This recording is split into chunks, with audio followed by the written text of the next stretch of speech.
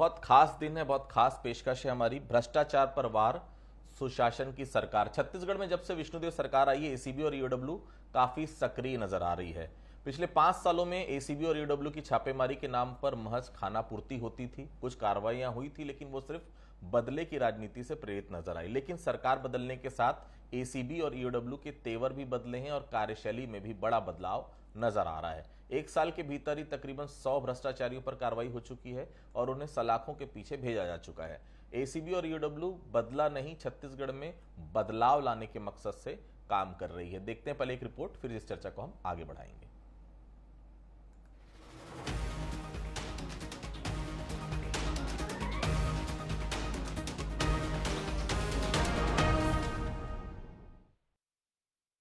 लोगों के आशीर्वाद से ही हम लोग सरकार में बैठे हैं और मोदी जी का आशीर्वाद है। मोदी जी की गारंटी में जनता ने विश्वास किया है और हम लोगों को ऐतिहासिक विजय दिलाकर सरकार में जनता बैठाई है। तो हमारी सरकार का भी फर्ज बनता है कि उनके विश्वास में हम लोग खरा उतरें, उनकी समस्याओं का समाधान जितना अधिक से अधिक हो हम लोग करने का प्रयास कर रहे हैं। मुख्यमंत्री के रूप में कुर्सी संभालते ही विष्णुदेव साय ने अपनी मंशा जाहिर कर दी थी। करीब 11 महीने पहले सत्ता में आई बीजेपी सरकार भ्रष्टाचार पर जीरो टॉलरेंस की नीति पर काम कर रही है। सीएम साय के सख्त निर्देश के बाद जमीनी स्तर पर भी इसका असर दिख रहा है। केंद्र से लाखों पीएम आवास स्वीकृत होने के बाद सीएम साय ने अधिकारियों को 2 टूक बात कही थी। मुख्यमंत्री ने कहा था कि पीएम आवास में एक भी पैसे की कहीं से शिकायत आई तो सीधे जिले के कलेक्टर पर कार्रवाई होगी। कि अगर प्रधानमंत्री आवास में एक भी पैसा के कहीं कोई शिकायत आई तो सीधे वो जिला के कलेक्टर के ऊपर में कार्रवाई हुई।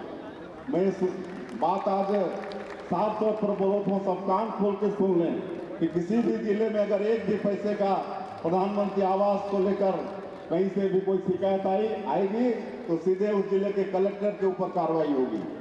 किसी को भी एक पैसा देने की आवश्यकता नहीं है। ये पहली दफा है जब छत्तीसगढ़ में किसी मुख्यमंत्री के कड़े तेवर दिखाई दिए हों। भ्रष्टाचार पर वार कर साय सरकार सुशासन की नई इबारत लिख रही है। भ्रष्टाचार रोकने साय कैबिनेट ने लिया बड़ा फैसला। विभागों में जैम पोर्टल से हो रही खरीदारी, भ्रष्टाचार रोकने लिए जा रहे तुरंत फैसले। पीएम आवास में भ्रष्टाचार पर कलेक्टर होंगे जिम्मेदार। युवाओं को न्याय दिलाने सीजीपीएससी घोटाले की सीबीआई जांच। जेल में बंद है शराब घोटाले के आरोपी। महादेव सट्टा ऐप के आरोपी भी सलाखों के पीछे। पाठ्य पुस्तक निगम की किताबें कबाड़ में आने पर जिम्मेदारों पर एक्शन। सिंगल विंडो से हो रहा हर समस्या का समाधान। सीएम साय का कहना है कि भ्रष्टाचार के खिलाफ जीरो टॉलरेंस के लिए हमारी सरकार प्रतिबद्ध है। जहां भी गलती हो रही है जांच की जा रही है, कोई भी दोषी बख्शा नहीं जाएगा। बिल्कुल जीरो टॉलरेंस के लिए हमारी सरकार प्रतिबद्ध है और आप लोग देख भी रहे हैं कि लगातार कहीं पर गलती हो रही है और जांच में सही पाए जा रहे हैं तो उनके ऊपर कार्रवाई हो रही है और सरकार लगातार जीरो टॉलरेंस में कायम रहेगी। कोई भी दोषीदार कोई भी बख्शा नहीं जाएगा। पिछली कांग्रेस सरकार में नशा और शराब का अवैध कारोबार जमकर फला फूला, जिसे साय सरकार ने गंभीरता से लेते हुए नशे के सौदागरों को सलाखों के पीछे पहुंचाया। डिप्टी सीएम अरुण साव भी नशे के खिलाफ कड़े एक्शन की बात कह रहे हैं। भ्रष्टाचार को रोकने के लिए, शराब के अवैध कारोबार को रोकने के लिए, अवैध शराब की बिक्री के लिए, अवैध नशे के कारोबार के लिए, इन सब पर हमारी सरकार ये अवैध काम रोकने के लिए लगातार ठोस और मजबूती से काम कर रही है। नशे के खिलाफ लगातार अभियान चल रहा है। जब प्रदेश का मुखिया और उनकी पूरी टीम अपने राज्य की जनता के लिए पूरी कोशिश से जुटी है, तब जनता अपने आप को सुरक्षित महसूस करती है। यही वजह है कि छत्तीसगढ़ के लोग भ्रष्टाचार के खिलाफ किए गए कामों को लेकर सरकार की जमकर तारीफ कर रहे हैं। जैसे कि शासन प्रशासन जो पहले के मुताबिक बोलना चाहिए कि इतना भ्रष्टाचार था शासन प्रशासन के द्वारा कि आम नागरिक एक एफआईआर भी लिखाने जाता था तो उनको भ्रष्टाचार से पीड़ित होना पड़ता था।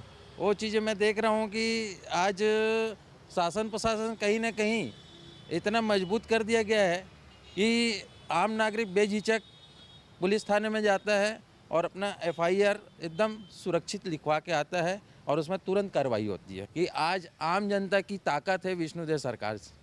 विष्णुदेव सरकार ने एक बहुत अच्छी बात कही है कि अगर किसी भी अधिकारी या कोई भी कर्मचारी इसमें कहीं भी लिप्त होता है तो सीधे कलेक्टर पे कार्रवाई होगी। इसका प्रभाव सीधे सीधे आप धरातल में दिखने को मिल रहा है। पहले क्या होता था, हर घर के पीछे 10,000 20,000 कमीशन बंधा हुआ था। वो चीज़ अभी हमको अपनी सुनाई में भी नहीं आ रहा है और ना ही हमको कुछ ऐसा कुछ पता चल रहा है। पिछली सरकार की अपेक्षा इस सरकार में मैं दावे के साथ कह सकता हूँ कि 70 से 80% भ्रष्टाचार अभी कम हो रहा है। PSC को लेके जो अपना घोटाला हुआ था, शायद सरकार के आने के बाद अब उसकी घोटाले की वो कम हो गई है। 70 से 80% वो सही हो रहा है और अभी की सरकार में पिछली सरकार से ज़्यादा महत्व है। छत्तीसगढ़ को अलग राज्य बने 24 साल पूरे हो चुके हैं। 25वें साल में प्रवेश कर रहे राज्य के लिए अगले 5 साल आने वाले 50 साल का भविष्य तय करेंगे। मुख्यमंत्री विष्णुदेव साय भ्रष्टाचार पर वार कर सुशासन की नई इबारत गढ़ रहे हैं। मतलब साफ है कि जनता की उम्मीदों पर खरी उतर रही विष्णुदेव साय की सरकार विकसित राज्य की तरफ तेजी से बढ़ रही है। सीएम साय ने सत्ता जिस वक्त से संभाली है तभी से उन्होंने अपनी मंशा जाहिर कर दी है। वो भ्रष्टाचार पर जीरो टॉलरेंस चाहते हैं। लिहाजा छत्तीसगढ़ में कई उदाहरण भी सामने आए जहां भ्रष्टाचार पर रंगे हाथों एसीबी की तरफ से गिरफ्तारी तो हुई ही, सीएम तक पहुंची सीधी शिकायत पर भी कड़ा एक्शन हुआ। हाल के दिनों में सूरजपुर के एसपी को हटाए जाने को लेकर जो खबरें सामने आई उसमें भी बात सामने आई कि कबाड़ के कारोबार पर एक्शन नहीं लिया जाना उनके हटाए जाने की एक मुख्य वजह है। बिलासपुर कमिश्नर और मंत्रालय के सचिव स्तर के अधिकारियों को भी हटाने में सीएम ने पल भर की देरी नहीं लगाई। सीएम साय के तेवर से ये साफ है कि वो दौर गुजर चुका है जब भ्रष्टाचारी गुनाह करके भी मलाईदार पदों को पाने में कामयाब हो जाते थे। अब चलिए चर्चा की हम शुरुआत करते हैं। जीरो टॉलरेंस की नीति क्या है और इस विषय पर किस तरह से सरकार आगे बढ़ रही है। हमारे साथ दो खास मेहमान मौजूद हैं। शशांक शर्मा जी हैं, वरिष्ठ पत्रकार हैं, बहुत स्वागत करता हूं उनका। अमित चिमनानी साहब हैं, भारतीय जनता पार्टी के मीडिया सेल के अध्यक्ष हैं, बहुत स्वागत करता हूं चिमनानी साहब का। सबसे पहले शशांक जी के पास चलता हूं। शशांक जी, भ्रष्टाचार का विषय सरकार में कैसे आया, कहां से आया? क्योंकि ये बड़ा विषय होता है, क्योंकि सीधे सीधे एक आम आदमी को इससे दो चार होना पड़ता है। शशांक जी, देखिए, ऐसा है कि भ्रष्टाचार जो है वो कोई नया विषय तो नहीं है। ये एक वैश्विक एक बुराई है और ये कोई अभी के समय हो रहा है ऐसी बात भी नहीं है। ये प्राचीन काल से, मैं आपको एक उदाहरण देता हूँ। चाणक्य ने अपने अर्थशास्त्र में इस बात का उल्लेख किया है कि जो अधिकारी होते हैं वो पानी के अंदर में मछली जिस प्रकार पानी गटक जाते हैं और पता नहीं चलता, उसी तरह जो शासन का जो पैसा है उसको भी किस तरह से हड़प लेते हैं वो राजा को भी पता नहीं चलता। यानी आप देखिए, ईसा पूर्व 3री-4री शताब्दी में लिखी गई पुस्तक में भी भ्रष्टाचार का उल्लेख मिलता है। लेकिन देखिए, भ्रष्टाचार के कई रूप हैं। राज्य बनने के बाद हम देखते हैं कि किस प्रकार कामकाज जो बढ़े और डॉक्टर रमन सरकार में जो 15 साल का समय था उसमें जो हम लोगों ने विकास की एक पूरी यात्रा देखी। तो भ्रष्टाचार से अगर आपका विकास रुकता है, भ्रष्टाचार से अगर आम आदमी को तकलीफ होती है, भ्रष्टाचार से अगर आम आदमी के कल्याणकारी योजनाओं में लगने वाले पैसे अगर नेताओं और अधिकारियों के जेब में चले जाते हैं, उससे अगर बाजार का मूवमेंट रुक जाता है, तो ये किसी भी शासन तंत्र के लिए, किसी भी राज्य के लिए, जनता के कल्याणकारी योजना के लिए बहुत ही खतरनाक विषय है। तो मैं मानता हूं कि छत्तीसगढ़ में पिछले 5 वर्ष में जो हम कांग्रेस पार्टी का देखें और जिसमें एक श्रृंखला, अच्छा, कांग्रेस पार्टी में पहली बार ऐसा नहीं हुआ। अगर आप देखेंगे तो 2008 से 13 तक जो केंद्र की सरकार थी, 14 तक, उसमें भी आप देखेंगे बड़े बड़े घोटाले। उसमें तो संख्या आई जाती थी, कितने शून्य है वो गिने जाते थे। 1,76,000 करोड़, तो 76,000 करोड़, तो 25,000 करोड़।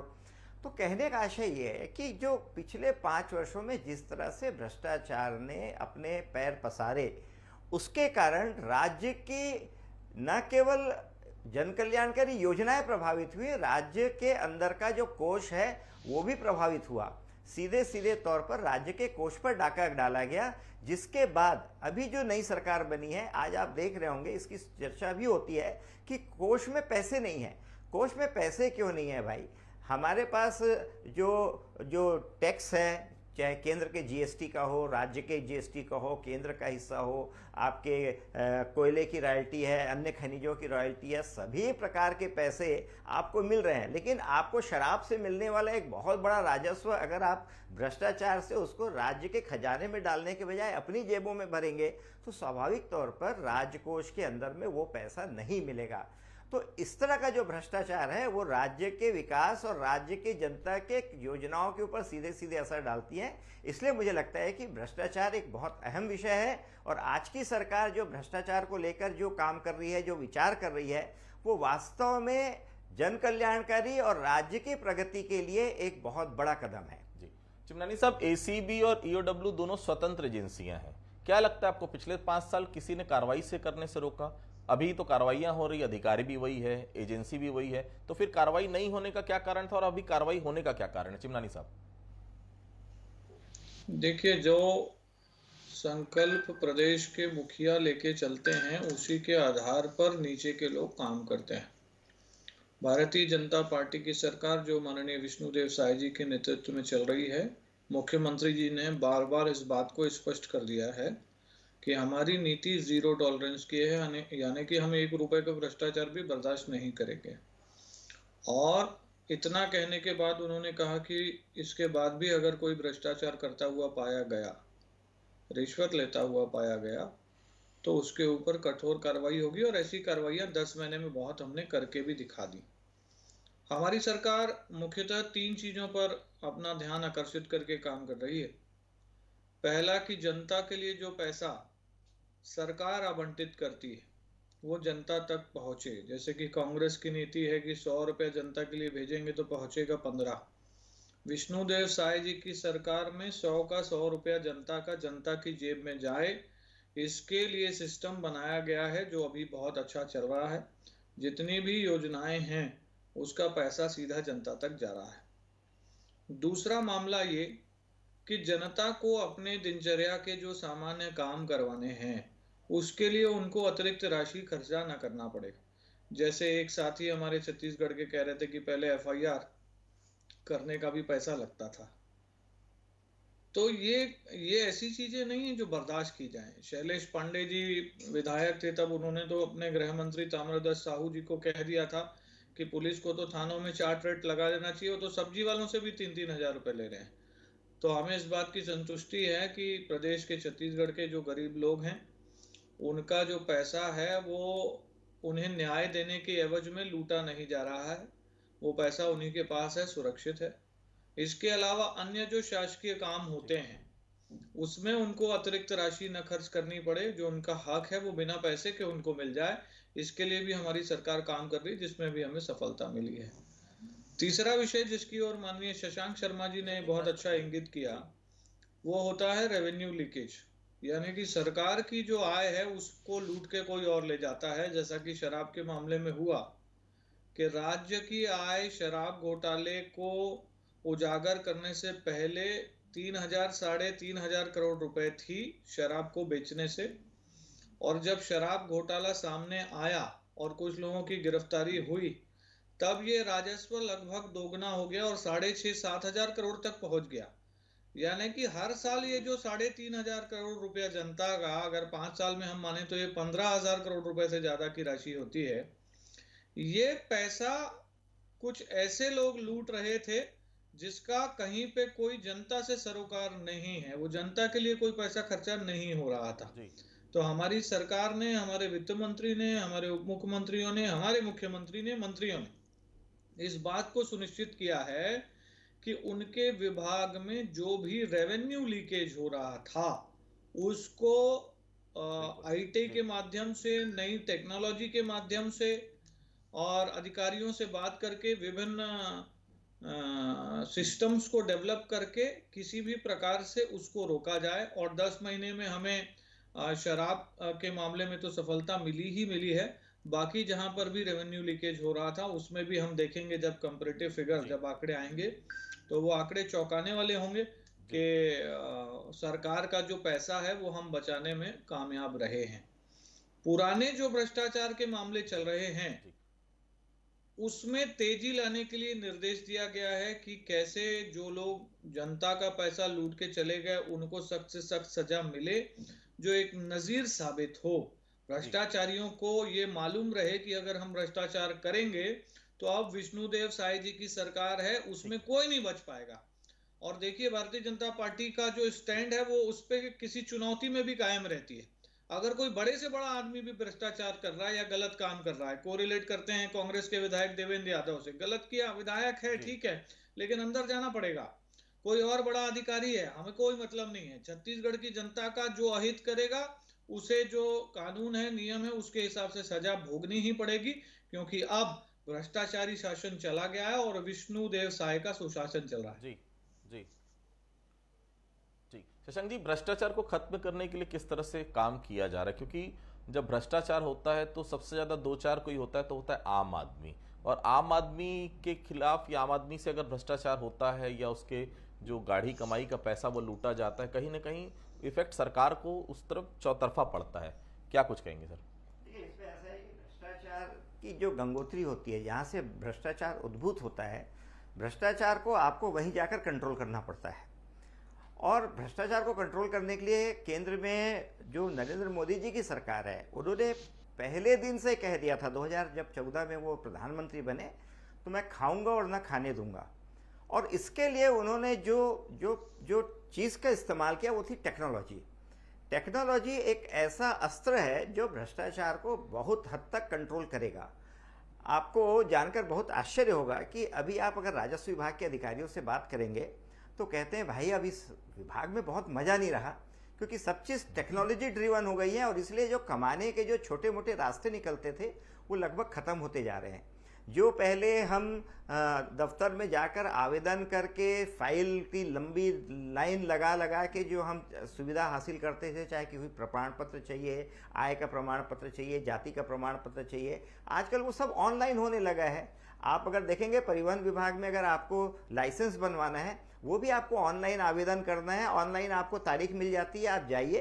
देखिए, भ्रष्टाचार को 100% तो आप रोक नहीं सकते, ये एक मानवीय प्रवृत्ति है, लेकिन उसको कितना हद तक नियंत्रित किया जा सकता है, उसमें आप टेक्नोलॉजी का इस्तेमाल कितना अधिक कर सकते हैं। उसमें आपको याद होगा वित्त मंत्री जो हैं हमारे ओपी चौधरी जी, उन्होंने बजट भाषण में कहा था कि हम टेक्नोलॉजी के जरिए भ्रष्टाचार को रोकने का प्रयास करेंगे। इसमें क्या क्या हो रहा है, थोड़ा सा हम ये भी आदित्य जी मैं आपको याद दिलाना चाहता हूँ कि पिछली सरकार ने जो भ्रष्टाचार किया उसमें टेक्नोलॉजी की कितनी बड़ी भूमिका थी। जैसे कोल जो परिवहन होते थे उसमें डॉक्टर रमन सिंह जी की सरकार ने इसमें जो गड़बड़ियां होती थी उसको रोकने के लिए उन्होंने ऑफलाइन जो परमिट मिलते थे उसको ऑनलाइन किया था। इतनी वैज्ञानिक, मुझे एक दो अधिकारियों से बात हुई थी इस पूरे काम को जिन्होंने किया था, उन्होंने कहा था कितनी मेहनत से हमने इस पूरे सिस्टम को डेवलप किया था। लेकिन आप देखिए कि जो सरकार किसी गड़बड़ी को रोकने के लिए मेहनत करती है, बहुत आसानी से एक आदेश से उस परमिट को ऑनलाइन से ऑफलाइन करके उसमें करोड़ों रुपए व्यारे न्यारे कर दिए जाते हैं। तो ये जो टेक्नोलॉजी के जरिए ही ये जो गड़बड़ियां हुई हैं उसको ठीक करने का क्या है, तो अभी विष्णुदेव सरकार ने कहा कि नहीं भाई, अब परमिट जो है सारे ऑनलाइन होंगे।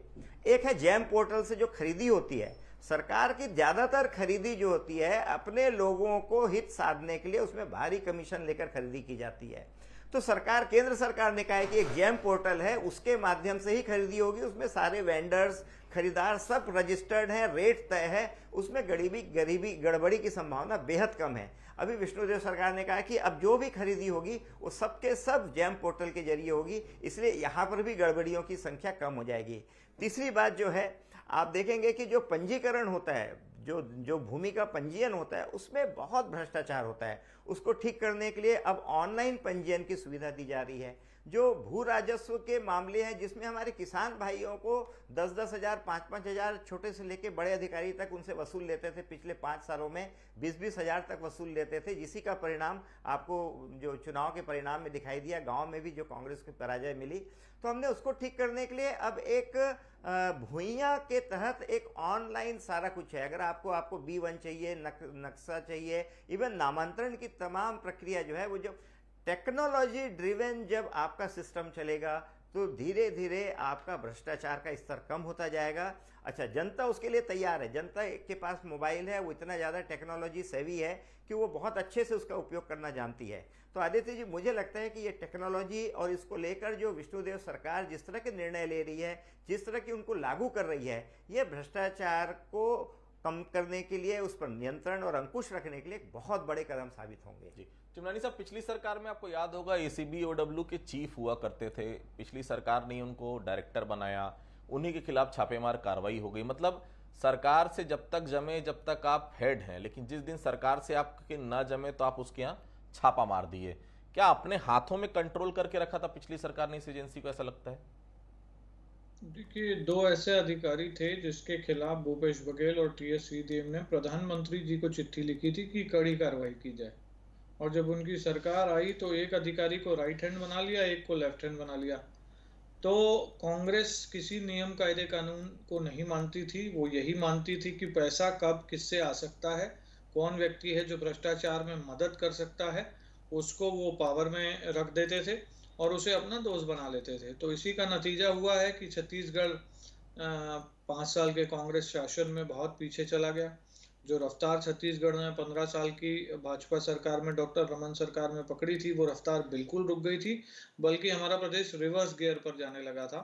अब जब पिछले 10-11 महीनों से फिर से विष्णुदेव साय जी का सुशासन चल रहा है, भाजपा की सरकार है, फिर से चीजें पटरी पर आने लगी है। छत्तीसगढ़ अब एक नए सपने के साथ, विकसित छत्तीसगढ़, जिसको हम सबको मिलकर पूरा भी करना है, एक बड़ा संकल्प लेकर के चल रही है, जिसमें भ्रष्टाचार मुक्त छत्तीसगढ़ की कल्पना है, नक्सलवाद मुक्त छत्तीसगढ़ की कल्पना है, विकसित छत्तीसगढ़ की कल्पना है। तो सरकार इन सारी चीजों पर काम कर रही है और भ्रष्टाचार को लेकर के सरकार ने जो कार्रवाई की है वो इस बात का प्रमाण दे रही है कि छत्तीसगढ़ में भ्रष्टाचारियों के लिए और भ्रष्टाचार के लिए अब कोई स्थान नहीं है। जी शशांक जी, भ्रष्टाचार और टेक्नोलॉजी का मिश्रण दिखता है। आपने कुछ बातों का जिक्र भी किया। मैं पिछले दिनों एक जिले में गया था, एक डीएफओ से मेरी बातचीत हुई, मैं नाम नहीं बताऊंगा, लेकिन उनका साफ तौर पर यही कहना था कि जो गुंजाइश होती थी, क्योंकि यही कहा जाता था कि फॉरेस्ट विभाग बाकी पोस्टिंग अगर बस्तर में भेजी जाती पुलिस का या किसी और का, तो ये माना जाता है पनिशमेंट पोस्टिंग होती। लेकिन वहीं अगर मैं बात करूं कि वन विभाग के किसी अधिकारी को बस्तर भेजा जाता है तो बहुत क्रीम पोस्टिंग मानी जाती है। उनका ये कहना था कि अब सब कुछ ऑनलाइन होने के कारण जो गुंजाइश थी वो गुंजाइश खत्म हो गई है। क्या लगता है इस गुंजाइश को धीरे धीरे खत्म जैसी करते जाएंगे वैसी भ्रष्टाचार पे लगाम लगते जाएगी? आदित्य जी, मुझे लगता है कि भ्रष्टाचार को खत्म करने के लिए सरकार जो प्रयास करती है, उस प्रयास में टेक्नोलॉजी का तो अपना अहम रोल है ही है, लेकिन उसके साथ साथ जो भ्रष्टाचार पर अंकुश लगाने वाली शक्तियां हैं, जो संस्थाएं हैं, अगर वो कारगर ढंग से, जो अभी आपने अमित जी से जो सवाल पूछा, मैं उसी को सप्लीमेंट करने का प्रयास कर रहा हूँ, वो अगर मजबूत नहीं होगा।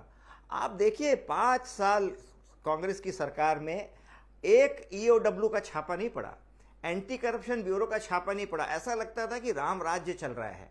हमारे यहाँ पर लोकायोग एक संस्था है आदित्य जी, हर साल विधानसभा में इसकी रिपोर्ट टेबल होती है। आप 2019 से लेके 2023 तक की रिपोर्ट उठाकर देखिए, उसमें भ्रष्टाचार के विषय कौन कौन से आ रहे हैं। सरपंच के खिलाफ 350 रुपए वसूली, सरपंच के खिलाफ 750 रुपए वसूली। यानी प्रदेश में इधर ईओडब्ल्यू है, इधर आपके जो दूसरी संस्थाएं हैं वो बड़े बड़े छापा मारकर यहाँ करोड़ों अरबों रुपए की संपत्ति बरामद कर रही है। और जो लोक आयोग में मामले जा रहे हैं वो किस तरह के जा रहे हैं। आपने एक अच्छी संस्था जो सीबीआई है, सेंट्रल ब्यूरो ऑफ इन्वेस्टिगेशन, जो ईमानदारी से भ्रष्टाचार के ऊपर में अंकुश लगाती है, उस पर आपने रोक लगा दी। आपने उनके प्रदेश में प्रवेश करने पर रोक लगा दिया। जब तक हम इस तरह की संस्थाओं को कारगर नहीं करेंगे, इनको शक्ति नहीं देंगे और इनको हम अधिकार नहीं देंगे। आप देखिए, विष्णुदेव जी की सरकार आने के बाद पिछले 4 महीने में मैं मानता हूं कि लगभग 100 से अधिक छापे पड़े हैं। तो इस तरह के जब भय अधिकारियों के ऊपर में नहीं होगा, तब तक भ्रष्टाचार, टेक्नोलॉजी अपनी जगह है, लेकिन आपको संस्थाओं को भी दुरुस्त करना पड़ेगा, उनको शक्ति देनी पड़ेगी। इन दोनों माध्यम से ही भ्रष्टाचार पर अंकुश लगाया जा सकता है। चिमनानी साहब, आखिरी सवाल है मेरा। पिछली सरकार ने लगातार, आप लोग बता रहे हैं और आप कहते हुए, भ्रष्टाचार की सारी सीमाएं लांघ ली, लेकिन भ्रष्टाचार के अभी भी मामले सामने आ रहे हैं। तो ऐसा नहीं लगता आपको कि ईओडब्ल्यू, एसीबी जैसी 1-2 और एजेंसियां इस सरकार को खड़ी करनी पड़ सकती है आने वाले समय में, क्योंकि विषय और मामले बढ़ते जा रहे हैं लगातार? देखिए, ऐसा कोई भी कार्य विष्णुदेव साय जी की सरकार करने में संकोच नहीं करती जिससे भ्रष्टाचार रोके। हमको जो भी करना पड़ेगा, एजेंसियों की बात तो एक बात आपने कही, वो तो होगा ही, उसके अलावा हमको जो भी करना पड़ेगा वो हमारी सरकार करेगी ही करेगी, लेकिन भ्रष्टाचार मुक्त छत्तीसगढ़ की कल्पना को साकार करेगी। हमने लोगों के उस दर्द को महसूस किया है कि प्रधानमंत्री आवास जिनको अलॉट होता था तो कांग्रेस के ही नेता उनके पास जाते थे और कहते थे कि आप पैसा दीजिए तब आपको प्रधानमंत्री आवास मिलेगा।